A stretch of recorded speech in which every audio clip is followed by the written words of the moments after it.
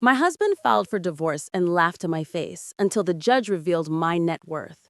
I'll never forget the way he laughed that day as he signs our divorce papers. He always thought I was just a naive, small town girl with no ambition. Little did he know that while he was cheating on me with his coworker, I was building an empire right under his shoulder. Before I tell you how my soon to be ex husband expression completely changed, let me know where you are watching from and hit that like and subscribe button if you ever have to stand up for yourself when no one expected you to be capable. The sound still echoes in my head, sharp, cruel, like a knife twisting in my chest.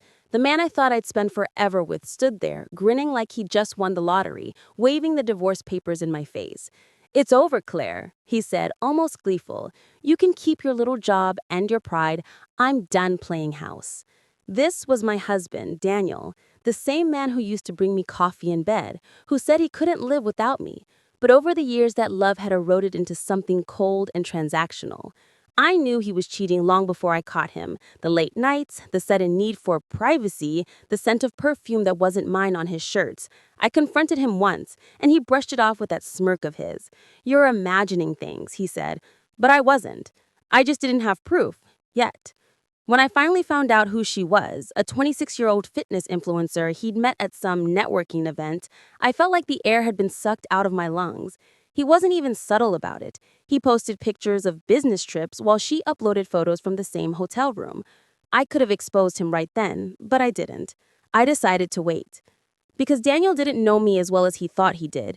He thought I was naive, the loyal wife who stayed home, cooked, cleaned, and supported his career. What he didn't realize was that while he was out building his empire, I'd quietly built one of my own. You see, before Daniel, I was an analyst. Numbers made sense to me. People didn't. So when I left my job to focus on the family, I still worked in the background. Freelance consulting, small investments, and later a few startups. Nothing flashy, nothing traceable under my name. Everything was registered under a trust my grandmother had left me, one Daniel never bothered to read about because, as he once said, legal stuff gives me a headache. When he served me the divorce papers, his confidence was nauseating.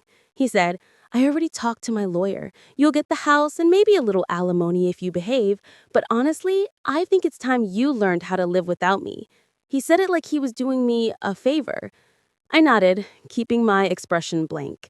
Inside, I was boiling, not just with anger, but satisfaction, because I already knew how this would end.